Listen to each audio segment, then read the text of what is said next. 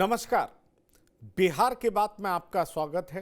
मैं हूं पंकज कुमार। इस खास पेशकश में हम चर्चा करेंगे कि नीतीश कुमार की यात्रा जारी है और नीतीश कुमार की यात्रा जारी है तो उस यात्रा के दरमियान जेडीयू भी कई तरह के नारे गढ़ करके साफ साफ मैसेज देना चाह रही है। आखिरकार जेडीयू को यह साफ मैसेज देने की जरूरत क्या पड़ गई, ये गंभीर मसला है। साथ ही हम आपसे ये भी चर्चा करेंगे कि अंबेडकर के मसले पर भले ही कार्यकारी अध्यक्ष ने अरविंद केजरीवाल को जोरदार जवाब दिया हो, लेकिन नीतीश कुमार फिलहाल चुप्पी साधे हुए क्यों है?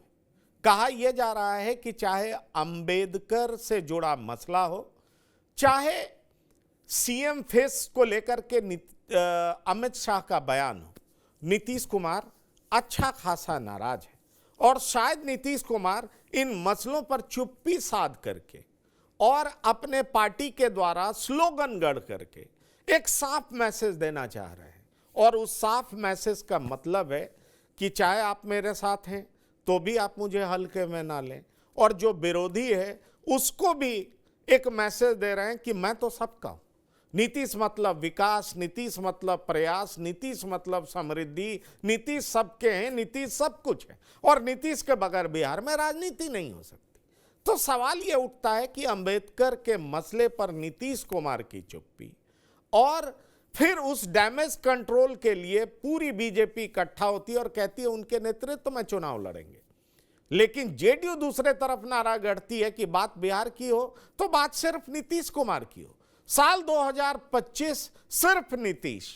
मतलब एक बात बहुत साफ है कि बीजेपी भले ही कह रही हो कि नेतृत्व नीतीश कुमार का होगा, नीतीश कुमार के चेहरे और प्रधानमंत्री मोदी के चेहरे पर चुनाव लड़ा जाएगा, लेकिन नीतीश अपने सिपह सलारों से कहवा रहे हैं कि 2025 सिर्फ नीतीश, बिहार की बात हो तो बात सिर्फ नीतीश कुमार की हो। कहीं ना कहीं 2015 की याद दिलाती है। बिहार में बाहर है, नीतीश कुमार है, मतलब साफ है कि मैं हूं, उसके बाद ही कोई और है। क्या दरअसल वहां की राजनीति है, ये हम बताने का प्रयास करेंगे। लेकिन आइए आपको पहले सुनाते हैं जेडीयू के तरफ से क्या कुछ कहा जा रहा है, उसके मायने क्या हैं, फिर हम शुरू करेंगे चर्चा, क्योंकि हमारे साथ जोड़ रहे हैं कुछ मेहमान जिनसे हम आपका परिचय कराएंगे। प्रगति यात्रा जो नीतीश कुमार जी के राजनीति में जनता से सीधा संवाद की एक महत्वपूर्ण कड़ी है और स्वाभाविक रूप से, और इससे बड़ा पैमाना क्या होगा, थारू जनजाति की कितनी आबादी है और उसके लिए पावर ग्रिड बाजाप्ता दे करके उनको पावर सप्लाई करना, उनके सशक्तिकरण के लिए तो काम किया ही। और वो दस्यु का आतंक माना जाता था, मिनी चंबल चंपारण, आज वह बिहार का स्विट्जरलैंड हो गया है। और नीतीश कुमार जी ने सतत जीविकोपार्जन योजना से लाभुकों से भी संवाद किया। अब इस यात्रा की आलोचना कर रहे हैं। तो समाधान यात्रा और निश्चय यात्रा जब हुआ था तो आपके मूल संपत्ति में तेजस्वी जी बेच करके लगाए थे क्या? अरे भाई, राजकोष का खजाना जनता के समर्पित कार्यक्रम के लिए है। नीतीश कुमार जी कोई जमीन नहीं खरीदने के लिए वाल्मीकि नगर गए थे, चंपारण में कोई दाखिल खारिज के लिए नहीं गए थे, उम्मीदवार खोजने के लिए नहीं गए थे। प्रगति यात्रा विनाश जिन लोगों ने बिहार को किया है उनको आईना की तरह जनता के बीच भी संदेश जाएगा और राजनीति का भी उनका राजनीति में भी उनके लिए अवसान की परिघटना होगी। ऐसा तो मुझे जानकारी नहीं, आप लोग को ज्यादा जानकार होगा। विपक्ष के लोग कह रहे हैं कि कल विपक्ष के लोग कहने से क्या होगा, ये इंटैक्ट है और एक साथ चुनाव लड़ेगी और 2/3 बहुमत से विजय हासिल। लेकिन विपक्ष कह रही है कि कल प्रगति यात्रा सीन गए हैं, बीजेपी के एक नेता भी नहीं गए हैं। देखिए, भारतीय जनता पार्टी का एक कार्यक्रम चल रहा था दिल्ली में, आप सबको पता है, तो कैसे लोग जाएंगे? ये सब बेकार की बातें हैं, इस सब बातों पर ध्यान मत दें। नीतीश कुमार का और यात्रा को कह रहा है, विपक्ष कह रहे हैं कि दुर्गति यात्रा है, ये अंतिम यात्रा। अब विपक्ष को कहने दीजिए, वो पता चल जाएगा जब चुनाव का रिजल्ट आएगा। 25 में जब चुनाव होंगे उसके रिजल्ट आएंगे तो उनको पता चल जाएगा। ये सब कहने से और चेहरे को लेकर भी विवाद है कि 25 सीएम का फेस हो। सब लोग ने कहा है कि माननीय मुख्यमंत्री जी नीतीश कुमार जी फेस होंगे, इसमें कहाँ कोई डिस्प्यूट है। देखिए, इसमें कहीं दो मत नहीं है। मुख्यमंत्री हमारे हैं नीतीश कुमार जी और एक सफल मुख्यमंत्री रहे हैं। बिहार के विकास का, डबल इंजन की सरकार का, एनडीए की सरकार में बड़ी सफलता से काम किए हैं। ये लोग वो घबराहट में हैं जो चोर दरवाजे से सत्ता में आते हैं और आने का प्रयास करते हैं, छटपटाहट उनकी दिखाई पड़ती है। भाजपा और जदयू एनडीए का पूरी तरह से जनता के हित में जनादेश का सम्मान करती है। कह रहा है विपक्ष की दुर्गति यात्रा है, प्रगति क्या होगी?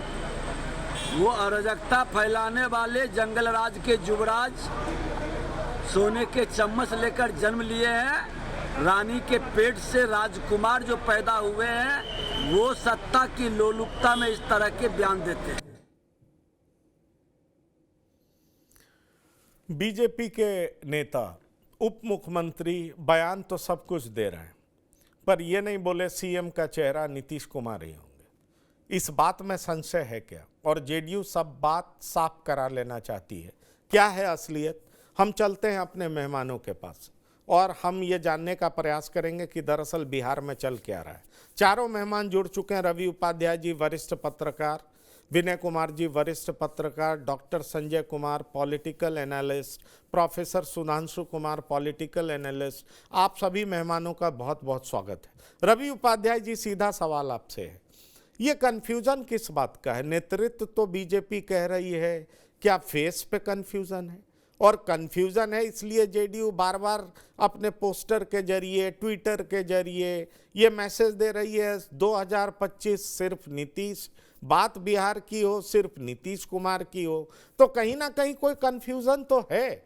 और उसको दूर करने के लिए नीतीश कुमार भी बड़ा टफ मैसेज दे रहे हैं। आपको क्या दिखाई पड़ता है? पंकज जी, देखिए, इसको पहले हम लोग इसकी शुरुआत कहां से हुई, इसको किसने शुरू किया?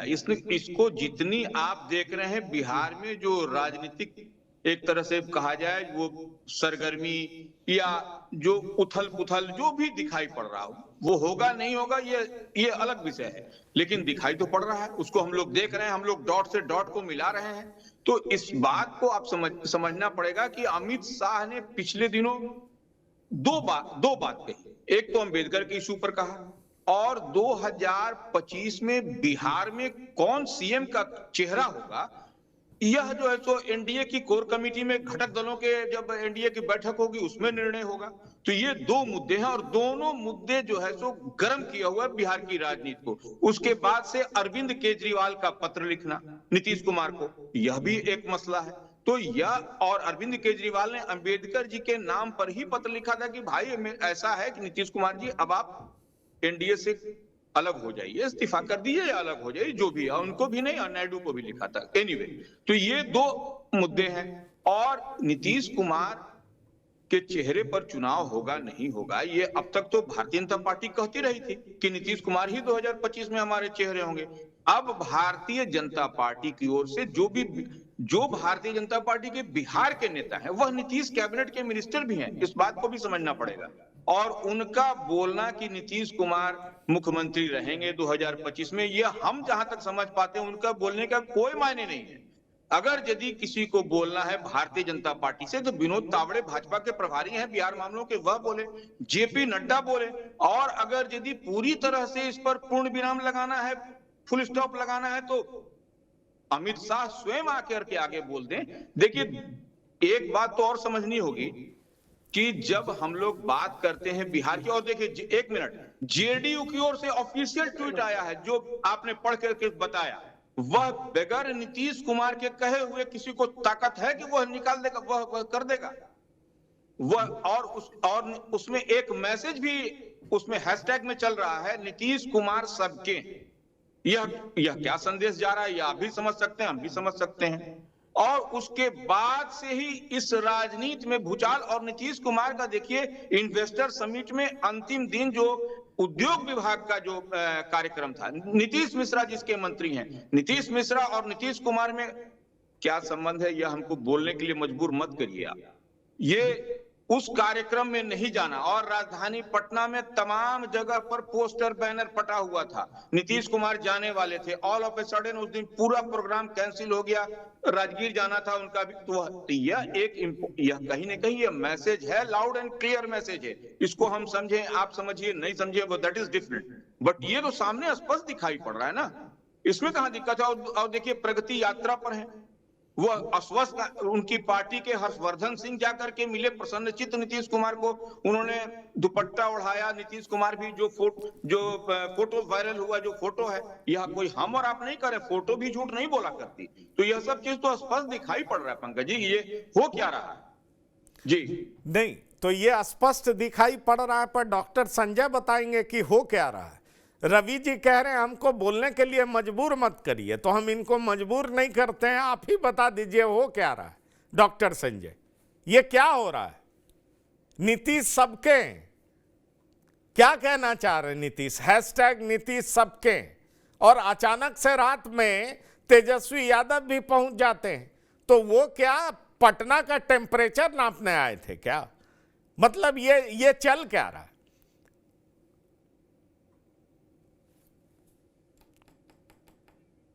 अनम्यूट करिए, अनम्यूट करिए। संजय जी का तबीयत खराब था पंकज जी। डॉक्टर संजय कुमार, लगता कुछ आपके ऑडियो में गड़बड़ है। अभी मैं पीसीआर से बोलता हूं, वो कनेक्ट कराएंगे। विनय जी, ये हो क्या रहा है? आप ही जवाब दे दीजिए। रवि जी के दाहिने तरफ आप ही दिखाई पड़ रहे हैं स्क्रीन पे। नहीं, देखिए, राजनीति में क्या है कि जो वक्तव्य दिया जाता है उसके अर्थ और मायने निकाले जाते हैं। क्योंकि अमित शाह ने स्पष्ट रूप से बिहार के नेतृत्व को लेकर कुछ कहा नहीं, तो अब इसके तरह तरह के मायने निकाले जा रहे हैं। लेकिन भारतीय जनता पार्टी के सर्वोच्च नेता नरेंद्र मोदी, और नरेंद्र मोदी की पहली पसंद नीतीश कुमार है।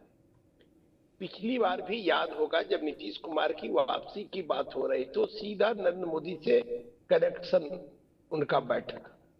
बीच के बिहार के कई नेता जो उस समय थे, बिहार बीजेपी में प्रभावशाली नेता थे, उनकी कोई बात नहीं मानी गई। वो लोग नहीं चाहते थे कि नीतीश कुमार की वापसी हो एनडीए में। लेकिन नरेंद्र मोदी, क्योंकि नरेंद्र मोदी चीजों को समझते हैं, बिहार की राजनीति को गहराई से जानते हैं। देश में बहुत कम ऐसे नेता हैं जो पूरा देश घूमे हैं, पूरे देश के हर जिले में ठहरे हैं, उनमें से एक नरेंद्र मोदी भी। वो जमीनी हकीकत को जानते हैं। और मेरा व्यक्तिगत मानना है कि नरेंद्र मोदी की पहली पसंद और पहली चाहत नीतीश कुमार है। इसमें कोई किंतु परंतु नहीं। बीच के जो लोग नेता लोग हैं, वो अपने अपने हिसाब से चीजों की व्याख्या करते हैं, चीजों को रखते हैं। इसके कारण भारतीय जनता पार्टी को कभी कभी दिक्कतों का भी सामना करना पड़ता है। जैसे नड्डा जी का जब बयान आया था कि आरएसएस और बीजेपी को लेके, तो पिछले चुनाव में आरएसएस के लोग सक्रिय नहीं रहे थे। आप पता कर लीजिएगा, पटना वगैरह इन जगहों पर पर्ची जो पहुंचाया जाता था मतदाताओं को, वो ठीक से नहीं पहुंच पाया, क्योंकि आरएसएस वगैरह में तपे तपाए लोग हैं जो समाज को बनाने का काम करते हैं और बिना किसी स्वार्थ और लोभ के वो काम करते हैं। आज की जो आर्थिक युग है, इस युग में कोई बिना स्वार्थ का कोई काम करता नहीं। ऐसे में वो लोग जो है, वो लोग निस्वार्थ भाव से देश की सेवा करने का काम करते हैं। तो मुझे लगता है कि नरेंद्र मोदी और नीतीश कुमार के बीच अच्छी ट्विनिंग है। पिछली बार भी याद करिए, जब नहीं, अच्छी ट्विनिंग तो है, लेकिन फिर ये गड़बड़ क्यों हो जा रहा है? वो भी तब गड़बड़ हो जा रहा है जब नीतीश कुमार के समर्थन से केंद्र की सरकार चल रही है।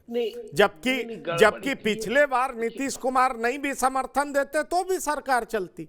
303 सीट बीजेपी के पास था। 2014 में भी स्थिति ऐसी थी। अभी ऐसी बात क्यों हो रही? पंकज जी, होता यह है कि अब अमित शाह नंबर 2 के नेता है, नरेंद्र मोदी सर्वोच्च, सब कुछ नरेंद्र मोदी। और नरेंद्र मोदी की छत्र छाया में अगर गुजरात से लेके आज तक भारत की राजनीति को देखिएगा, केंद्र की राजनीति को, तो उनके पीछे पीछे अमित शाह है और अमित शाह को आगे बढ़ाने में नरेंद्र मोदी की भूमिका है। लेकिन जो चीज नरेंद्र मोदी में वो अमित शाह में हो नहीं सकता है। आप किसी को बढ़ाते हैं तो हो सकता है कि वो आपकी कुर्सी पर बैठ जाए पंकज जी, लेकिन पंकज जी ही रहेंगे। हाँ, नहीं वो एग्रीड वो सब, लेकिन बात है कि अमित शाह ने इस तरह का बयान क्यों दिया? डॉक्टर संजय, अमित शाह ने इस तरह का बयान क्यों दिया? और फिर अचानक डॉक्टर संजय, फिर अचानक मैं प्रोफेसर सुधांशु कुमार के पास जाऊंगा, फिर अचानक नीतीश कुमार बीमार पड़ जाते हैं, फिर प्रगति यात्रा पर निकल जाते हैं। ये सब है क्या? सीक्वेंस ऑफ इवेंट कहता क्या है? ऐसा है पंकज जी, ये बयान अमित शाह दे रहे हैं और अमित शाह, अभी विनय जी ने कहा कि नंबर 2 है, नंबर 2 तो है ही, और नरेंद्र मोदी ठीक है फाइनल अथॉरिटी है बीजेपी का, लेकिन अमित शाह के बयान को हल्के में नहीं लिया जा सकता। और अमित शाह जिसको अभी हाल के दिनों में पॉलिटिकल साइंस का चाणक्य कहा जा रहा है, राजनीति का चाणक्य कहा जाता है, वो यूं ही कोई बयान तो नहीं दे रहे हैं। अगर दे रहे हैं तो उनके मन में कोई न कोई मंशा उनकी है, कोई न कोई अंतर्मन में कुछ चीजें बैठी हुई। और मुझे वो एक अजगर की कथा याद आ रही, पता नहीं आप लोगों ने सुनी है नहीं। एक व्यक्ति अजगर पालता था और वो उसके साथ ही अजगर सोता रहता, और वो अजगर जो है उसके गले में प्रेम से लिपटता रहता है। तो उसने, और उसको लगता था पालने वाले को कि बेचारे कोई बात नहीं, हम पालतू है इसलिए हमारे से बड़ा प्रेम है। तो उसने किसी को एक दिन जाके एक कथा सुनाई और बोला कि मेरा जो अजगर है ना आजकल जो है बड़ा मेरे से प्रेम से लिपटता रहा। और तो उसने जिसको कथा सुनाई उसने ये उससे कहा कि ऐसा है, वो नाप रहा है कि किस दिन वो तुम्हारी गर्दन को दबोच सकता है। जिस दिन तुम्हारी गर्दन दबोचने लायक वो हो जाएगा, उस दिन तुम्हारी गर्दन वो दबोच नहीं। तो आप हमें ये बताइए कि क्या गर्दन दबोचने की तैयारी हो गई है? मुझे लगता है थोड़ा सा कैंडिडली हम लोग बात करें तो ज्यादा अच्छा रहेगा कि क्या गर्दन दबोचने की तैयारी हो गई है क्या? पंकज जी मैं उसी पे यही तो मैं बता रहा हूँ। आप ये मान कर चलिए, देखिए ये महाराष्ट्र में तो ऐसे नहीं है ना, घटनाक्रम यूं ही नहीं है कि अमित शाह ने खाली बोल दिया और इतनी हलचल हो गई बिहार में। अमित शाह ने बोला नहीं, महाराष्ट्र में कुछ हुआ भी है, उसको भी हमें नहीं भूलना चाहिए कि महाराष्ट्र में अभी क्या हुआ है। जो व्यक्ति चीफ मिनिस्टर था वहां का, वो आज के दिन में डिप्टी चीफ मिनिस्टर है। और वहां पर भी ऐसा तो नहीं लग रहा था ना, इतनी आसानी से हुआ नहीं है, शिंदे इतनी आसानी से नहीं माने, लेकिन उनकी मजबूरी बन गई। तो अगर बीजेपी उस सिचुएशन में पहुंचती है, मैं आपको बता रहा हूं, अगर किसी भी स्थिति में उस सिचुएशन में पहुंचती है, तो अगर ये कोई सोच रहे हैं लोग कि नीतीश कुमार को दोबारा उस तरह से चीफ मिनिस्टर बना दिया जाएगा, तो वो अब संभव नहीं रहने वाला है। मैं आपको बहुत अब आइए कि, और नीतीश कुमार भी कोई छोटे आम लीडर नहीं है जी, उनके बारे में ये कहा जाता है कि उनके पेट में दांत है। तो वो एक एक स्टेप्स उनको भी चलने आता है, राजनीति करने आती है। ऐसे ही वो व्यक्ति कम बहुमत के बावजूद भी पिछले 20 साल से वहां का मुख्यमंत्री नहीं बना हुआ है। तो उनको ये बात समझ में आ गई थी, और नीतीश कुमार ने ये मैसेज दिलवाया है अपने लोगों से, बहुत क्लियर कट, और अपने लोगों से नहीं, स्वयं अपने एक्शन से उन्होंने मैसेज दिया। आप देखिए ये जो है नीतीश कुमार सबके ही पुराना स्लोगन है। 2 साल पहले 3 साल पहले भी ये स्लोगन चलता था, नीतीश कुमार सबके हैं का मतलब ये है कि वो बीजेपी के भी हैं, तो वक्त पड़ने पे आरजेडी के भी हैं। ये भी इसकी व्याख्या निकालनी चाहिए। ऐसे नहीं चल रहा ये मामला सबके नहीं तो वक्त रवि उपाध्याय जी आ गया है क्या? वक्त आ गया है क्या? ये पूछना चाह रहा हूं। वक्त आ चुका है क्या? सुधांशु जी की बात से हम सहमत हैं। देखिए वो आपको महाराष्ट्र का एग्जाम्पल उन्होंने दिया, उससे पहले थोड़ा सा और चलिए, हरियाणा में देखिए क्या किया भारतीय जनता पार्टी ने। वहां पर भी चौटाला के साथ, दुष्यंत चौटाला संभवतः उनका नाम था, उनके साथ क्या कर दिया, कैसे उनको कर दिया। तो ये, और देखिए एक चीज और इसमें हम लोग जोड़ लें, जिस दिन जो इन्वेस्टर समिट का समापन हो रहा था, उसी दिन बिहार एनडीए की बैठक हुई, और वह एनडीए की बैठक हम जो समझ रहे हैं, हम जो देख पा रहे हैं, लंबे समय के बाद बिहार में पहले हुआ करता था, लेकिन इधर जो है सो इधर के कालखंड में लंबे समय के बाद जो है सो उमेश कुशवाहा जो प्रदेश अध्यक्ष हैं जेडीयू के, उनके घर पर बैठक हुई। उसमें दिलीप जायसवाल भी थे, उसमें आरएलजेपी के भी थे, उसके बाद से हम के भी थे। तो और अरे उपेंद्र कुशवाहा की पार्टी हिंदुस्तानी आवाम, तो यह सब क्या हुआ? ये क्या मैसेज देना चाह रहे थे? और उस दिन दिलीप जायसवाल से बुलवाया गया, वही एयरपोर्ट पर गए तो ये लोग पलट गए। वही तो बात कही जा रही है कि अमित शाह ने इसी तरह से कोई बात नहीं, उनकी बात को हल्के में लेने की बात नहीं है। और वही नीतीश कुमार टैक्ट उनकी पार्टी ने किया, और एक्ट क्या हुआ वो आप और हम देख रहे हैं। तो टैक्ट और एक्ट जेडीयू ने किया है, इसको आप मानिए या ना मानिए, वो दैट इज डिफरेंट, बट इतनी बात तो तय है कि अरे रवि जी, आपने क्या कहा जो हमने नहीं माना? हम हर बात आपकी मानने के लिए तैयार है, इसीलिए तो कह रहे हैं कि आप खुल करके बोलिए। हम मजबूर नहीं कर रहे हैं, आप खुल करके बोलिए और हमारे दर्शकों तक बात पहुंचाइए। डॉक्टर संजय भी मुस्कुरा रहे हैं और विनय जी भी मुस्कुरा रहे हैं।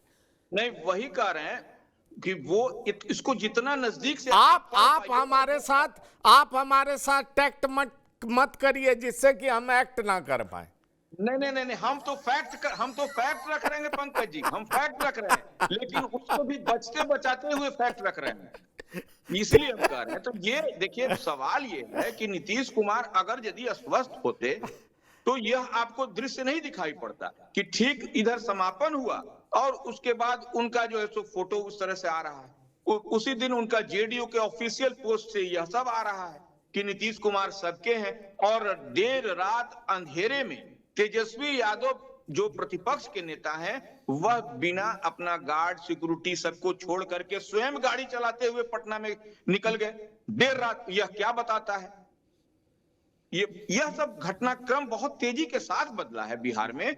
तो इसी लिहाज से हम जो बात कहते हैं, हम जो बात समझ पा रहे हैं, हो सकता है हम गलत समझ रहे हो, लेकिन हमको जो दिखाई पड़ा, और देखिए जो पॉलिटिक्स में, जो राजनीति में जो हम देख और समझ पाते हैं, जो दिखता है वह होता नहीं है, जो नहीं दिखता है वही होता है। मुझे लगता है कि जो दिखता है वो होता नहीं है, और जो नहीं दिख रहा है वो होने वाला है। वो शायद डॉक्टर संजय कुमार क्या होने वाला है वो बताने जा रहे हैं कि आखिरकार बिहार में क्या होने जा रहा है। डॉक्टर संजय नहीं, एक चीज उन्होंने जो बताई वो बिल्कुल स्पष्ट बताई कि रात के अंधेरे में करीबन 12 बजे कटिहार से आने के बाद तेजस्वी जी खुद गाड़ी चलाते हुए वो बेली रोड पर एक सरकारी बंगले में उनकी गाड़ी जाती है, जहां न उनका कोई गार्ड है न कोई सिक्योरिटी है, वो सेल्फ ड्राइव करते हुए जाते हैं। तो आखिर कटिहार से जब उनको भागलपुर जाना था, वो भागे भागे हुए पटना इसलिए नहीं आए कि विनोद जायसवाल के पोती का बर्थडे मनाया जा रहा था मौर्या होटल में, इसलिए आए कि कहीं से बिल्कुल बुलाहट थी कि आइए और आज अर्धरात्रि में ही मुलाकात हम लोगों की हो गई। इसीलिए उन्होंने किसी व्यक्ति को नहीं लिया, अकेले, और उनकी गाड़ी को लोगों ने देखा, गाड़ी को लोगों ने थोड़ा सा ये किया, फॉलो किया, ये गाड़ी आखिर कहाँ जा रही है, किस बंगले में घुस रही है। तो ये बहुत कुछ बता देती है। और बिल्कुल इन्होंने सही कहा कि तस्वीरें झूठ नहीं बोलती। तो टैक्ट अगर बीजेपी करना चाह रही है कि हम टैक्टिकली चीजों को करें, तो उस पर एक्ट जो हुआ वो एक्ट बड़ा जबरदस्त हुआ, जिसकी अपेक्षा शायद बीजेपी को नहीं हुई कि इतना बड़ा एक्ट जेडीयू करेगी। तो बिल्कुल इन्होंने जो सही कहा कि जो देखा कि भाई जरा तरंग देखते हैं पानी में पत्थर फेंक करके क्या होता है, लेकिन पत्थर फेंकने के बाद तरंग तो इस तरह से हुआ कि वो लहरों का अंदाज ही नहीं था बीजेपी को। और जो एक्ट बता रहे हैं वो एक्ट केवल न केवल हैशटैग पर, न केवल एक्ट उनके रिएक्शंस में, बल्कि वो एक्ट दिखा जो अर्धरात्रि की दो नेताओं की मुलाकात, दो नेताओं की गुपचुप बात।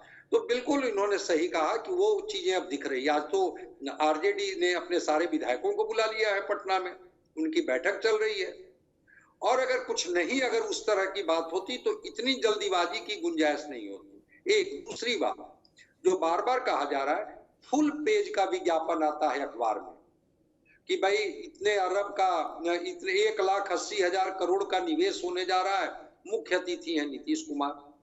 अगर वायरल फीवर ही था, हम भी वायरल फीवर से सफर कर रहे हैं। बिल्कुल रवि जी ने सही कहा कि मैं भी स्वस्थ नहीं हूं, अभी भी मैं फीवरिश फील कर रहा हूं, लेकिन उसके बाद ये धूप सेकते हैं, अपने लोगों से मिलते हैं और 23 को चले जाते हैं बेतिया। भाई इतना बड़ा ये नहीं था। मौर्या होटल और सीएम हाउस में इतनी बड़ी दूरी नहीं थी कि वो जाकर के उस सत्र का उद्घाटन भी नहीं करते। ठीक है, भाषण नहीं करते, लेकिन उद्घाटन तो कर ही सकते थे।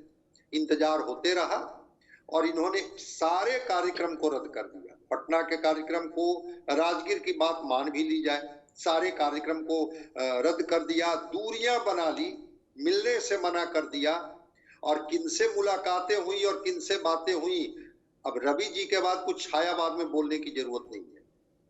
तो अगर ये बात है तो सब कुछ बिल्कुल उन्होंने कहा कि मैं तो फैक्ट बता रहा हूं, टैक्ट और एक्ट तो दिख गया। अब जो फैक्ट दिख रहा है उस फैक्ट के बारे में हमसे बेहतर रवि जी बताएंगे। नहीं तो फैक्ट दिख क्या रहा है? फैक्ट दिख क्या रहा है? मैं विनय जी आ रहा हूं, जरा फैक्ट भी बता दीजिए, आपको क्या दिख रहा है? क्या अंबेडकर पे इसीलिए चुप्पी बनाए हुए हैं क्या रवि जी? क्या अभी नीतीश कुमार अपने पत्ते खोलना नहीं चाह रहे हैं? अंबेडकर पे चुप्पी का मतलब क्या है? और ठीक है, अरविंद केजरीवाल चिट्ठी लिखते हैं, कार्यकारी अध्यक्ष जोरदार जवाब देते हैं, ललन सिंह हर मुद्दे पर बीजेपी के साथ नजर आते हैं, लेकिन जेडीयू मतलब तो नीतीश कुमार। नीतीश कुमार कब क्या करेंगे उसके बाद सबको they have to fall in line.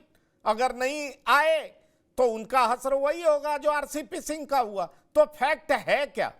मेरी जानकारी में फैक्ट यह है कि सीटों के बंटवारे को लेकर के रस्साकसी चल रहा है और कुछ नहीं है, रहना इनको भी साथ है, लेकिन सीटों के बंटवारे को लेकर के ही पूरी लड़ाई है कि सीट कितने पे कौन लड़ेगा, और इसको लेकर के वो पत्थर मार रहे हैं, ये तरंगे नाप रहे हैं, फिर जवाब दे रहे हैं, फिर हरियाणा में मीटिंग हो रही है, तरह तरह की बात हो रही है, लेकिन ये पूरी लड़ाई सीट के बंटवारे को लेकर के। आपका क्या कहना है? देखिए पंकज जी, सीट के बंटवारे की जहां तक बात है, हम नहीं समझ पा रहे हैं। देखिए लोकसभा के चुनाव में भी भारतीय जनता पार्टी ने जेडीयू को एक सीट कम दिया था यहाँ पर, तो वहां तो कोई दिखाई नहीं पड़ा। ये तो बात हो रही थी कि जेडीयू को भी जितने भाजपा भी लड़ेगी, भाजपा तो ये कम दिया, लेकिन सीट को लेकर के कहीं कुछ नहीं है। इस बात देखिए, जो बात हम तक पहुंच जाए, जो बात आप तक पहुंच जाए, वह बात होती नहीं है राजनीति में, उससे इतर बात होती है। तो ये बात तो एकदम मान के चलिए सीट पर नहीं है। और सीट पर देखिए जितने अमित शाह जिस पर उंगली रख देंगे वही होता है। तो इतनी बात भी तय मानिए कि नीतीश कुमार जिस पर उंगली रख देंगे वही होगा। लाख आप कह लीजिए, लाख हम कह लें कि नहीं अस्वस्थ हैं, बीमार हैं, पहले वाले नीतीश कुमार, लेकिन हम नहीं मानते। लेकिन देखिए पॉलिटिकल कॉरिडोर में एक चर्चा और है जो हम आपको थोड़ा सा बता देते हैं, वह है कि कहा यह जा रहा है कि नीतीश कुमार के दो विश्वसनीय बंदे को अमित शाह ने अपने पाले में कर लिया। जो जिस पर नीतीश कुमार दाव खेल रहे थे अब तक, उन दो बंदों को अपने पाले में अमित शाह ने कर लिया। अब ये बात अब समझ लीजिए कि किसको अपने पाले में कर अरे लिया। आप कह रहे हैं, हमारे दर्शक भी समझ लेंगे, हम भी समझ लिए, आप बात संजय झा और ललन सिंह की कर रहे हैं। नहीं, हम ये नहीं जानते, हम सिर्फ यही जानते हैं कि दो बंदे को कर लिया। अब कौन है ये हम नहीं जानते हैं। ये कहा जा रहा है, लेकिन इससे इधर आप आइएगा तो आप देखिएगा कि जो जेडीयू के ऑफिशियल पोस्ट से जो जितनी बातें लिखी गई, वह बगैर नीतीश कुमार के यह संभव हो सका है क्या? यह नहीं हो सकता है। नीतीश कुमार फिट और पूरी तरह से ठीक है। देखिए अंबेडकर वाले इशू पे, जो केजरीवाल के पत्र के बाद जो कार्यकारी अध्यक्ष संजय झा जो जेडीयू के हैं, उन्होंने जो अटैकिंग मोड में आकर के जो बात कही, वह सिर्फ एक तरीके से इधर उधर करने की बात है। ये देखिए, इससे आप नीतीश कुमार के पास में अगर यदि अगड़ा पिछड़ा का वोट है, तो यह भी वोट उनके पास में है पिछड़ा, अति पिछड़ा का, और दलित का भी वोट है उनका नीतीश कुमार के पास में, वह भी वोट कहीं ना कहीं है। तो ये इस बात को भी वह समझ रहे हैं और इसको जाने नहीं देना चाहे। अगर यदि इनका वोट पिछड़ा, अति पिछड़ा के साथ में दलित का वोट भी नीतीश कुमार के 2% मिले, 3% मिले, 1% मिले, लेकिन मिलता है उनको वोट चुप्पा वोटर के साथ में। जो महिलाओं की बात हम लोग कहते हैं, यह वोट भी उनके साथ एड ऑन होता है। इस चुनाव, आप किसी भी चुनाव के आप देख लीजिएगा, तो यह नीतीश कुमार कहीं ना कहीं अंबेडकर को लेकर के भी वो सोच रहे हैं। उनके थिंक टैंक, जो थिंक टैंक में कौन लोग हैं आप समझ लीजिए क्या क्या हो। ये इस पर हम लोग और भी बात कर सकते हैं खुल करके, संजय जी बताएंगे इस पर आपको। नहीं ठीक है, हम अभी आपके पास आ रहे हैं। विनय जी क्या आप सहमत हैं क्या? विनय जी क्या आपको लग रहा है कि यही होने जा रहा है? विनय कुमार जी। नहीं, देखिए, जो मुझे नहीं लगता है कि इस तरह की कोई बात है। और यो गठबंधन है,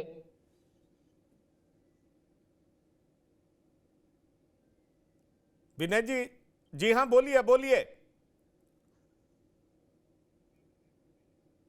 लग रहा है विनय कुमार जी से हमारा संपर्क टूट गया है, इसलिए उनकी आवाज हम तक। जी जी बोलिए। एनडीए में सीटों का बंटवारा अभी तक नहीं हो पाया है। और एनडीए में सीट का बंटवारा, क्योंकि नीतीश कुमार पिछली बार भी जब लोकसभा की जो चर्चा रवि उपाध्याय कर रहे हैं तो 16 सीट माना गया, लेकिन एक सीट उनका जीतन राम मांझी वाला भी, क्योंकि पिछली बार याद करिएगा जब बिहार में मांझी जी को सीट नीतीश कुमार अपने कोटे से दिए थे, तो 16 और 1 17 उनका भी हो जाता है नीतीश कुमार का मांझी जी के साथ, और 17 पर बीजेपी लड़ी थी। तो इस बार भी मुझे जो लगता है कि 90 से 100 सीटों के बीच में बीजेपी और जदयू लड़ेगी। और ये अभी फाइनल नहीं हुआ है, लेकिन ये भी फाइनल हो जाएगा। जब नीतीश कुमार मिले थे इस बार, तो उसी समय लोकसभा का सीट का फाइनल हो गया था, मिलने के पहले, कि इतने इतने सीटों पर हम लड़ेंगे। सब लोग कह रहे थे कि नीतीश कुमार की लोकप्रियता घट गई है, नीतीश कुमार का ग्राफ नीचे जा रहा है। लेकिन नीतीश कुमार उस तरह के फुटबॉल है, जब जितना नीचे पटकिएगा उतना ऊपर उठते हैं। और पिछले लोकसभा चुनाव में फिर उन्होंने अपने को प्रूव किया कि भाई 12 सीटों पर वो सफल रहे बिहार में, तो वो अपनी लोकप्रियता लगातार दर्शाते रहे। और बिहार ही एक ऐसा राज्य है पूरे उत्तर भारत में जहां बीजेपी अपनी सरकार नहीं कभी बना पाई, मैंने बीजेपी का मुख्यमंत्री नहीं बन पाया। ये बीजेपी के लिए भी चिंता की बात है। जहां तक अमित शाह जी का सवाल है, तो आप पिछला झारखंड विधानसभा का चुनाव आप देख लीजिए, कई जो बड़े नेता थे उन्होंने साफ साफ कहा कि भाई हेमंत सोरेन को गिरफ्तार नहीं किया जाना चाहिए। बीजेपी के जो बड़े नेता थे, उन नेताओं का मैं नाम नहीं लेना चाहता हूं, क्योंकि व्यक्तिगत बातचीत में उन्होंने मुझसे ये जानकारी शेयर की है, लेकिन बावजूद गिरफ्तारी हुई। और इसका नतीजा ये हुआ कि हेमंत सोरेन के पक्ष में झारखंड में लहर चल पड़ी। तो बिहार में भी कमोबेश यही स्थिति है। जिस दिन नीतीश कुमार छोड़ दें एनडीए, फिर एनडीए का ग्राफ बहुत नीचे चला जाएगा। जब तक नीतीश कुमार एनडीए के साथ है, तब तक एनडीए का ग्राफ सबसे ऊंचा रहेगा। और जो वर्तमान गठबंधन है, ये अगर गठबंधन रहेगा, हम बार बार आपके प्रोग्राम में कहते हैं, जब ये गठबंधन बनता है तो बीजेपी एनडीए में, और जो नीतीश कुमार और लोजपा और जीतन राम मांझी, उपेंद्र कुशवाहा का ये जो गठबंधन है,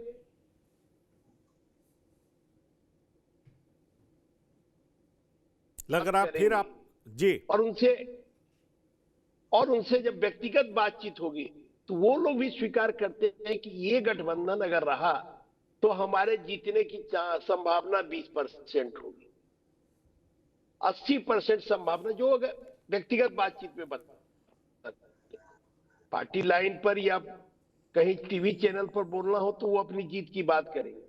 लेकिन इस चीज को अच्छी तरह से नरेंद्र मोदी समझते हैं देश में कि नीतीश कुमार कितने जरूरी हैं। और नीतीश कुमार 96 में जब गठबंधन हुआ था, एनडीए बना था, तो उस समय भी सीटों की बार्गेनिंग बहुत कस के हुई थी। और जो सीट बंटवारा के लिए जो लोग बैठे थे, उसमें दिग्विजय सिंह थे, जो अब नहीं रहे, बांका से जीतते थे चुनाव। उन्होंने एक बार मुझसे बताया था कि भाई बहुत टफ काम होता है सीट बार्गेनिंग करना। और हम लोग जो फार्मूला अख्तियार किए, उसमें ललन सिंह भी बैठे थे। तो सुशील मोदी जी का कहना था, उस समय सुशील मोदी बड़े नेता थे बीजेपी के, अब नहीं रहे, हम लोगों के मित्र थे। सुशील मोदी भी कह रहे थे कि भाई ललन सिंह बहुत टफ बार्गेनर है सीट के मामले में, और अच्छी खासी सीट लेने में सफल रहे। लोकसभा चुनाव 96 की बात कर रहे हैं। फिर उसी के आधार पर 98-99 का चुनाव हुआ, फिर 2000 में विधानसभा का चुनाव हुआ। तो मेरा ये मानना है कि इस समय जो स्थिति है बिहार की, नीतीश कुमार जिसके साथ रहेंगे उसकी ही सरकार बनेगी। इसमें किसी को किंतु परंतु है, तो इसका मतलब आप समझिए कि बिहार की राजनीति को वो बहुत अच्छी तरीके से नहीं समझ पा रहे, चाहे कोई नेता हो।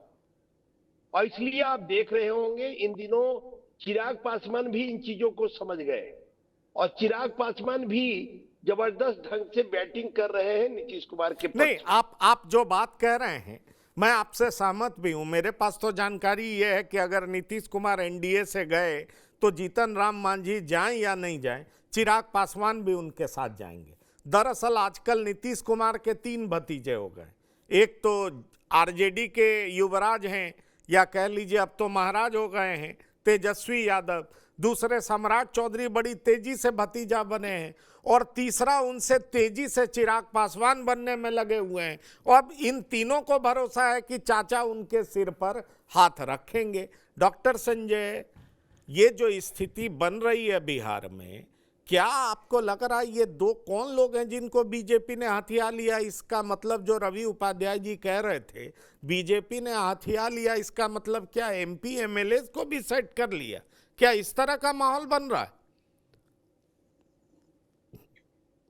नहीं, हो सकता है कि इसकी जानकारी उनको होगी कि, लेकिन हाँ, ये तो जो 2 नाम आपने लिया, ललन सिंह और ये संजय झा, और जो माना जाता था कि ये लोग क्राइसिस मैनेजर हुआ करते थे। जब भी क्राइसिस की स्थिति होती थी गठबंधन में, तो ये लोग मैनेज करने वाले लोग थे, लेकिन अब ये शायद ज्यादा भरोसेमंद हो गए हैं ऊपर। और इसी वजह से अमित शाह जी के बयान के बाद जो नीतीश कुमार जी की जो तलखियां दिखी, जिस तरह से वो अपने को किनारे कर लिए। कल भी जब ये गए, ठीक है सरकारी कार्यक्रम ही था, लेकिन जेडीयू के लोग तो गुलदस्ता दे रहे थे, लेकिन कोई बीजेपी के वहां पर कोई नेता नहीं दिखे। प्रखंड, मंडल, जिला, उस स्तर के लोग तो होते ही ना, वहां के स्थानीय विधायक ये तो हो ही सकते थे, वो लोग नहीं दिखे। तो ये कहीं ना कहीं से जो एक दूरियां बढ़ी है, उन दूरियों में कोई बात तो है। जीतनराम मांझी के बारे में मैं आज अखबार में देखा कि जीतनराम मांझी कह रहे हैं कि नहीं, मैं तो जहां नीतीश कुमार होंगे वहीं मैं हूं। कल वो क्या करेंगे जीतनराम मांझी मुझे नहीं पता है, लेकिन आज उनका बयान में इस तरह का देखा कि जीतनराम मांझी ने भी कहा है कि नीतीश कुमार हैं वहीं मैं भी हूं, अब कारण उसके पीछे जो हो। तो बीजेपी ने जिस तरह से थोड़ा सा जो अमित शाह जी ने बात कर दी कि पार्लियामेंट्री बोर्ड तय करेगा, उसके बाद नीतीश कुमार जी के तेवर बदल गए। इनके पार्टी के नेताओं का पोस्टर जिस तरह से आने लगे, तस्वीरें जो आने लगी, और जो खास करके जो हैशटैग पर जो तस्वीरें लगाई जाने लगी, बिहार मतलब नीतीश कुमार के अलावा और कोई नहीं, इस तरह की जो चीजें होने लगी, तो कान तो खड़े हो गए हैं लोगों की। अब देखना होगा कि क्या नीतीश कुमार का ये प्रेशर पॉलिटिक्स है, या नीतीश कुमार, देखिए रवि जी माने न माने, लेकिन सीट वाली बातों को लेकर के जेडीयू ने एक दबाव बनाया है। बिल्कुल आप सही कह रहे हैं कि जेडीयू कह रही है कि भाई सीट तो तय कर लीजिए कि कितनी सीट पर बीजेपी लड़ेगी, कितनी सीट पर हम लड़ेंगे, तो शायद हमको बाकी लोगों को समझाने में, बताने में कोई असुविधा नहीं होगी। उस समय कोई बगावती तेवर नहीं अपनाएंगे, क्योंकि 20 में ये घटना हुई थी कि सीटों का बंटवारा देर से हुई थी और चिराग को बगावती तेवर अपनाना पड़ा था। क्योंकि वो जो रेशियो बता रहे थे वो रेशियो समझ ही रहे हैं कि जितने हमारे एमपी हैं तो हर लोकसभा के हिसाब से अगर 6 एमपी हैं तो 36 हमें चाहिए। नीतीश कुमार सीटों को लेकर के भी दबाव बनाए हुए, लेकिन इधर संवादहीनता की स्थिति, और जो संवाद के जो कड़ी होते थे उस कड़ी के बारे में वो इशारा रवि जी कर रहे थे, और आपने तो नाम ही खोल दिया कि वो कड़ी जो है, वो कड़ी शायद अब नीतीश कुमार जी के साथ कितने % हैं, उधर कितने हैं, मैं नहीं कह सकता। तो वो कड़ी को लेकर के कि वो कड़ी जब चीजें इस तरह की होती थी तो वो मैनेजमेंट क्राइसिस में आकर के और उसका प्रबंधन करते थे, संवाद फिर कायम हो जाता था। तो देखना होगा कि कब तक ये चीजें हो पाती है, लेकिन नाराजगी रिफ्लेक्ट हो रही है। दूरियां रिफ्लेक्ट हो रही हैं, और चाहे जितनी भी सफाई दे दे, अभी देखते हैं, हो सकता है कि कुछ दिनों के बाद कुछ मंच साझा हो, नीतीश कुमार जी के कुछ बयान आए तो इसके बाद कहा जा सकता है कि नहीं, संवादहीनता समाप्त हो गई, सब कुछ सहज हो गया। हाँ, ये बात में दम है कि प्रेशर पॉलिटिक्स जितना हो, लेकिन बीजेपी किसी भी कीमत पर नीतीश कुमार को नाराज नहीं करेगी। नीतीश कुमार को नाराज करके जो बीजेपी की ताकत है बिहार में, वो बहुत कुछ प्रदर्शन कर लेगी, या उनके जो लोग हैं वो चाहे सांगठनिक धार जितनी भी मजबूत हो, जो सोशल कॉम्बिनेशन है बिहार का, जिसके बारे में आप भी कहते रहे कि वो जो पोलराइजेशन हो जाता है और उस पोलराइजेशन के बाद फिर पलड़ा एक तरफ इतना भारी हो जाता है ठीक है, कि दूसरे ठीक तरफ है, की बात पर ये जो रिफ्लेक्ट हो रहा है, सवाल ये है कि अगर नीतीश कुमार को यही शक हो गया कि उनके क्राइसिस मैनेजर को बीजेपी ने अपने पाले में रख लिया है, तब तो कटुता बहुत ज्यादा बढ़ जाएगी। आखिरकार प्रोफेसर सुधांशु कुमार, फिर तीसरा क्राइसिस मैनेजर कौन होगा? दिल्ली में तो दो ही लोग हैं ना, एक कार्यकारी अध्यक्ष हैं जो राज्यसभा के सदस्य हैं और एक मंत्री हैं।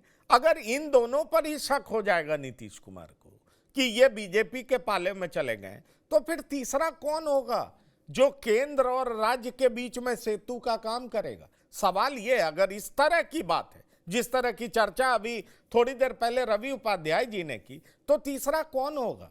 कौन दोनों के बीच में सेतु का काम करेगा? बड़ा सवाल यह है, क्योंकि उनको फिर दिल्ली भेजना होगा।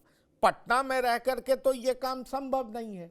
मेरी जो जानकारी है उसके हिसाब से बात सीटों की है, और सीटों को लेकर के नीतीश कुमार जो चाहते हैं, बीजेपी उसके लिए तैयार है नहीं है। बीजेपी के अंदर खाने भी ये बात चल रही है कि सीट मांगने का अधिकार है, और मेरे पास तो खबर यह है कि अगले सप्ताह से जिला स्तर पर दोनों पार्टी के कार्यकर्ता संयुक्त मीटिंग करने जा रहे हैं, और वो लोग एक साथ मीटिंग करके चुनाव के लिए माहौल तैयार करेंगे।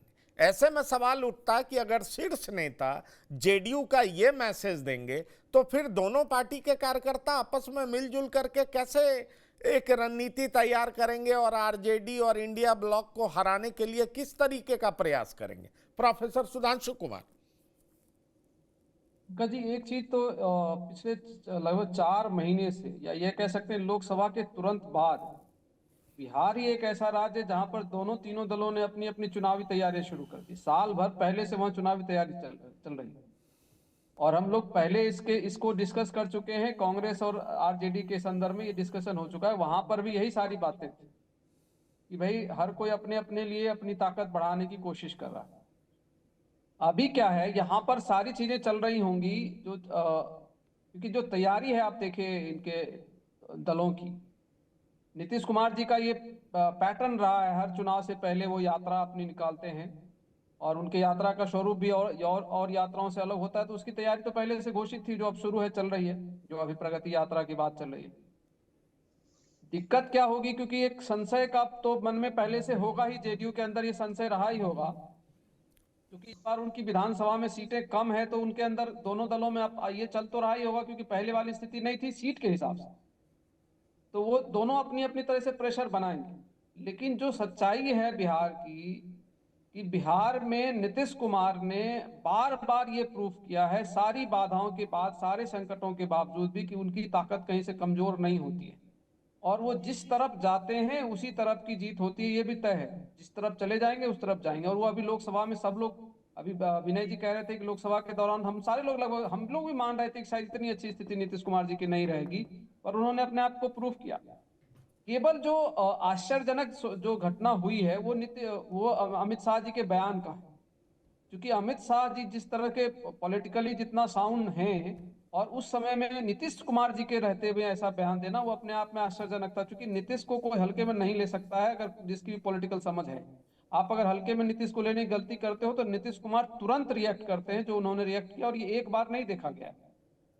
जब भी आरजेडी ने भी उनको घेरने की कोशिश की है, वो किसी का बोझ लेकर नहीं चलते, किसी को कंधे पर ढोने की कोशिश नहीं करते नीतीश कुमार। नीतीश कुमार जी का जो अभी तक का पॉलिटिकल पिछले 20 साल में देखा गया है कि उनके हिसाब से चीजें चलते रहने दीजिए तो ठीक है, नहीं आप थोड़ा भी इधर उधर करने की कोशिश करेंगे तो नीतीश कुमार बर्दाश्त नहीं करते। जो आपने कहा कि ये दोनों जो दो लोग जो इनके सेंटर से डील करते हैं या जो क्राइसिस मैनेजर, ये किसी को भी भ्रम हो सकता है कि कोई नीतीश कुमार के लिए कोई क्राइसिस मैनेजर होता है। मैं आपको ये बहुत स्पष्टता से कह सकता हूँ, आरसीपी ने भी ये कोशिश की थी कि वही मैनेजर हैं और वो सब कुछ वही चला सकते हैं। आज आरसीपी की क्या स्थिति है वो सबको पता है, और आरसीपी के साथ जो नीतीश कुमार ने जिस तरीके से किया, वो भी एक गहरे पॉलिटिशियन का उस पूरे घटनाक्रम को आप एनालाइज करोगे तो दिखता है कि नीतीश कुमार कितने गहरे पॉलिटिशियन। उन्होंने आरसीपी को बाहर नहीं किया पार्टी से, धीरे धीरे करके 6 महीने लगाया और धीरे से वो साइड कर दिए। तो ये मुझे नहीं लगता कि लल्लन सिंह इतने इतने वेटरन पॉलिटिशियन हैं और संजय झा भी पुराने पॉलिटिशियन हैं, उनको इस बात का एहसास हमेशा से रहता हो कि नीतीश कुमार को के साथ कोई भी चीज आसानी से कर ले जाना आसान बात नहीं है। तो अभी आपकी बात से मेरी सहमति है कि अब शायद वो चीज यहाँ पर भी शुरू हो गया जो आरजेडी और कांग्रेस के बीच सीटों को लेकर चल रहा था कि 70 लेंगे कि 50 लेंगे, 38 देंगे, 35 देंगे। इनका खुल के नहीं आया है, लेकिन with in party, with in संगठन ये सारी चर्चाएं वहां पर भी शुरू हो गई होंगी। और नीतीश कुमार ने इसलिए टफ स्टैंड लिया है क्योंकि उनको पता है कि पिछले दफा हम अभी 43-44 सीट पर हैं और बीजेपी 78 सीट पर है, तो वो एकदम सेम डिस्ट्रीब्यूशन मिलने की शायद संभावना नहीं रहेगी। लेकिन मैं आपको एक चीज बता रहा हूँ पंकज जी, नीतीश जी बराबर से नीचे जाएंगे भी नहीं। वो अलग बात है कि एक मैनेजमेंट मतलब सम्मानजनक तरीका बनाने के लिए उसमें जो है हम पार्टी नहीं, को बराबर से नीचे नहीं जाएंगे। लेकिन आपको एक बात बताएं, मेरी बीजेपी के एक नेता से बात हो रही थी विनय जी, एक लाइन देखिए, ये हो सकता है कि वो अपने तरीके से हमको अपनी तरफ ले लें डिस्ट्रीब्यूशन के टाइम पे, और वो कहें कि भाई हमारे कोटे से हम दे देंगे। या मान लीजिए उपेंद्र कुशवाहा भी अलग अलग चल रहे हैं, हो सकता है उपेंद्र कुशवाहा कल ये भी हो सकता है चुनाव से पहले जेडीयू का पार्टी हो जाए, जेडीयू के अंदर आ जाए। या मगर अगर मान लीजिए वो कहीं पर खड़े दिखते हैं कि नहीं हम अपना अलग अपनी आइडेंटिटी बना कर रखेंगे, तो हो सकता है कि उनको भी अपने साथ लेकर, लेकिन डिस्ट्रीब्यूशन अल्टीमेटली जो होगा वो इक्वल, ये दिखाने के लिए नहीं, भी ठीक है, मैं मान लिया आपकी बात, मैं मान लिया। लेकिन एक बात जो बड़ा साफ निकल करके आ रही है विनय जी, वो ये है कि बीजेपी के नेता एक हमसे कह रहे थे कि देखिए महाराष्ट्र बिहार में कैसे होगा। महाराष्ट्र बिहार में हो ही नहीं सकता। महाराष्ट्र में दरअसल हम जादुई आंकड़े के आसपास थे और 132 हम जीते भी, और उसके बाद भी हमारे कई एमएलएज हमारे घटक दल की पार्टी से जीत करके आए थे। तो हम सरकार बनाने में सक्षम थे, हम सरकार बना लेते, इसलिए हमारी बात एकनाथ शिंदे को माननी पड़ी। अजीत पवार तो इस रेस में ही नहीं थे। लेकिन बिहार में तो ऐसी संभावनाएं हैं ही नहीं। बिहार में तो हम बराबर सीट पर लड़ेंगे या कुछ 2-4 आगे पीछे सीट पर लड़ेंगे, इसलिए ऐसी संभावनाएं बनने की कोई गुंजाइश ही नहीं है। ऐसे में यह सोचना कि नीतीश कुमार हटा दिए जाएंगे, एकनाथ शिंदे आ जाएंगे, ये सोचना ही बेकार है। और ये गलत तरीके से र्यूमर फैलाया जा रहा है, इसका कोई मतलब नहीं है। विनय जी, क्या आपको ये बात सही लगती है? नहीं पंकज जी, मामला ये है कि राजनीति में आपकी उपयोगिता देखी जाती है, आप कितने उपयोगी। अब अगर महाराष्ट्र की आप चर्चा कर रहे हैं तो महाराष्ट्र में शरद पवार के भतीजे अजीत पवार तो बीजेपी के साथ मिलकर सरकार बनाने के लिए तैयार थे। तो जो जादुई आंकड़ा है शिंदे के बिना पूरा हो रहा था बीजेपी को, और अजीत पवार मान रहे थे मुख्यमंत्री फडणवीस को, तो वहां तो अंडर प्रेशर आ गए ना शिंदे। अगर वही बिना शिंदे की कोई सरकार वहां नहीं बनती तो देखते फिर शिंदे मुख्यमंत्री हो जाते। तो ये जो आंकड़ा है, जादुई आंकड़ा, आप कितना हासिल कर पाते। अब अगर आप बिहार की बात कर रहे हैं तो बिहार में अगर 100 मान लिया जाए 90 से 100 सीट के बीच बीजेपी लड़ती है, कितना 90 से 100 के बीच लड़ेगी तो 75, 80, 90 तक जीत सकती है। बहुत अगर बहुत जबरदस्त अगर परफॉर्मेंस हो तो। लेकिन उसके बाद उसका आंकड़ा कहां से पूरा होगा? उसके बाद जो 123 का आंकड़ा होगा बहुमत के लिए, वो कहां से पूरा होगा? तो इसलिए ये जो नंबर गेम है वहां बिहार में उस तरह का बनता हुआ दिखाई भी नहीं पड़ रहा है, और उसी नंबर गेम का फायदा नीतीश कुमार लेंगे। क्योंकि नीतीश कुमार जब वो भी 90 से 100 के बीच सीटों पर लड़ेंगे तो पिछले बार से इनका भी स्ट्राइक रेट बेहतर होगा। और अगर पिछले बार से इनका स्ट्राइक रेट बेहतर होगा तो स्वाभाविक है इनकी उपयोगिता, इनके बिना कोई सरकार नहीं बन पाएगी। और नीतीश कुमार मुख्यमंत्री बनने इसके लिए तो सब लोग प्रयासशील रहेंगे। इवन चिराग पासवान भी चाहेंगे कि नीतीश कुमार बने, उपेंद्र कुशवाहा भी चाहेंगे नीतीश कुमार बने, और मांझी जी भी चाहेंगे नीतीश कुमार, क्योंकि उसमें इन लोगों का अपना व्यक्तिगत स्वार्थ है कि भाई नीतीश कुमार जब तक है तब तक है, बाद में हम लोगों के नाम पर भी विचार हो सकता है। और अगर बीजेपी अपना मुख्यमंत्री अगर बनाने में कामयाब हो जाती है तो फिर दूसरे नाम पर विचार की कोई संभावना नहीं रह जाएगी। तो और फडणवीस जैसा कोई नेता बीजेपी के पास आज बिहार में है, ठीक है, जिसकी लोकप्रियता पूरे बिहार में हो, ठीक है, हर क्षेत्र में उसकी लोकप्रियता हो, उस तरह का कोई अभी तक स्टेचर अपने को बना नहीं पाया है।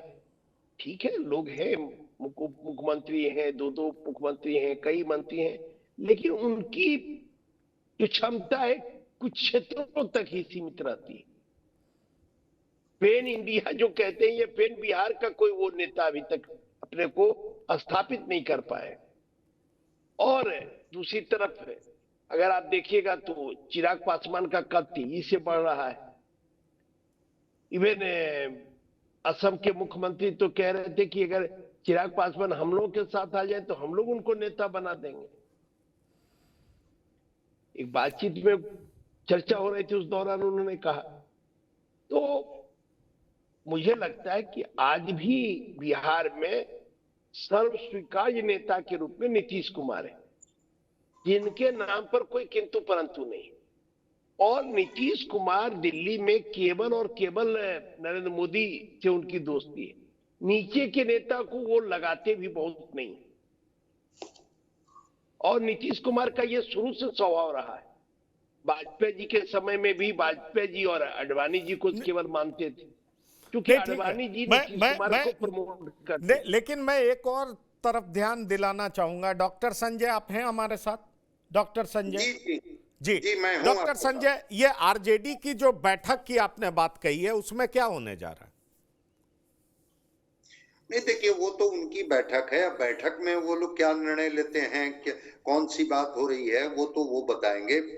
लेकिन जो एकाएक बैठक बुलाई गई और बैठक में सारे विधायकों को तलब किया गया, एक गाड़ी से तेजस्वी और तेज प्रताप जी जा रहे थे पार्टी कार्यालय में, तो अब बैठक में कौन सा निर्णय लिया जाएगा, किस तरह की स्ट्रेटजी बनेगी, वो तो बाद में पता चलेगा। लेकिन आखिर पहले से कोई शेड्यूल नहीं था, एकाएक आरजेडी की बैठक बुलाने के पीछे का मतलब क्या है, ये एक सवाल है। ऐसा कुछ अभी नहीं था वैसा कि जिसमें कि विधायकों को तलब करके, और इधर चूंकि सत्र वगैरह भी अब कुछ नहीं है, कोई बात भी होगी तो नए साल में होगी, तो इसको लेकर के एक बात है। और एक चीज जो कहा जा रहा है, बिल्कुल उसमें दम है जो आप कह रहे हैं कि 16 तारीख से एनडीए के लोग साझा बैठक करेंगे बिहार में अलग अलग मंच से। तो अगर ये 10-15 दिन में ये क्राइसिस को नहीं सोल्व किया गया, इसका निराकरण नहीं किया गया, तो बात बिगड़ भी सकती है। क्योंकि नीतीश कुमार जिस मिजाज में भी आए हुए हैं, लगता है कि अब भाई हर जगह से दूरी बना लेते हैं, लेकिन वो जो संवाद है, प्रगति यात्रा है, वहां से दूरी नहीं बनाते हैं। कल भी मैंने देखा कि जो प्रगति की बात एनडीए के लोग न करके बात कर रहे हैं 2005 के पहले के बिहार का, कि अपराध की क्या स्थिति थी बिहार में, कानून व्यवस्था कैसे फेलियर था, कैसे चीजें आज क्या है। मतलब कि अपने विकास, अपनी प्रगति, अपनी योजनाओं पर बात न करके कल एनडीए के लोग जो हैं वो 2005 के जंगल राज की पहले की बात कर रहे हैं कि वो जंगल राज क्या था। ये सारी चीजें जो है वो कहीं ना कहीं से, जिसको कहते हैं ना कि कभी कभी स्पष्ट नहीं हो पाती है कि ये हो क्या रहा है। नीतीश कुमार और जेडीयू का स्टैंड तो क्लियर हो गया कि बिहार मतलब नीतीश कुमार, और सीटों के बंटवारा के साथ साथ ये पार्टी के कोई बड़े नेता को आकर के जब तक वो क्लियर नहीं करेंगे। विजय सिन्हा तो लौटे हैं दिल्ली से, आज तो बोले हैं पटना में कि नहीं, मुख्यमंत्री के तौर पर नीतीश कुमार सबसे सफल मुख्यमंत्री रहे हैं और वही हमारे मुख्यमंत्री होंगे। लेकिन जब तक कोई एक केंद्र के कोई व्यक्ति जब जो अधिकृत हो वो नहीं आकर के बोलेंगे, तब तक सम्राट चौधरी, विजय सिन्हा की बात को लेकर के ये संवादहीनता दूर नहीं होगी। संवाद तभी कायम होगा जब, अब प्रधानमंत्री बात वाली जो बात कर रहे हैं विनय जी, उसमें दम है। इस बार जो लौटे भी हैं नीतीश कुमार, तो शायद प्रधानमंत्री जी के साथ बात हुई और उन्होंने कहा कि नहीं, कुछ भी बात होगी तो हम और आप बैठ करके बात कर लेंगे, उसको दूर कर लेंगे। तो अब देखते हैं क्या प्रधानमंत्री जी नीतीश कुमार जी के इस संवादहीनता को कब दूर कर लेते हैं।